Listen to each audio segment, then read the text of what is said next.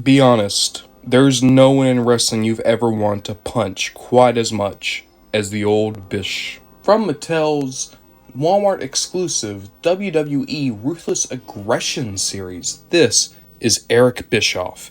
And if you don't know who Eric Bicshoff is, he's the single worst human being to ever live. Look up some of his stuff, right? Sure, he's a creative guy, I guess. I mean, he creatively stole an idea from Japan and brought it over here and then proceeded to kill a company. He did creatively do that.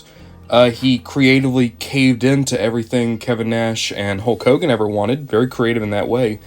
But no, the reason we love him and the reason we hate him is because he was so good at being just the worst person alive on fucking television.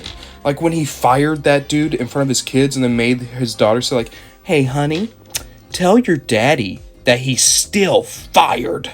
I love it. And if we didn't have Eric Bicshoff, we wouldn't have Mr. McMahon. Because Mr. McMahon, at first, was totally aping Eric Bischoff's thing. I'm just saying. Taking a closer look at the figure, and there's so much to like here, right? This is an amazing face scan. And it's not the WCW, heyday Bischoff that most of us would want. It is an older Bischoff, but this is exactly what he looked like during his return as general manager of WWE, which is what they're trying to capture here. By the way, at SDCC, they are releasing a proper Prime NWO Eric Bischoff. Cannot wait. I need more Bischoff figures. This is the first one I've ever had. I would like a second. But then going past that, I love the leather jacket, right? Because it's not removable, it's not leather, it's just his normal limbs. But the glossiness they gave it really does just pop. And it's an effect that I've not seen Mattel do on their figures before. Like, it's a great way to convey a leather jacket without having it to be faux leather. Then you just have basic blue jeans down here, nothing much, just mom jeans. Unfortunately, there's pins. That said, pinless double jointed arms, which is good.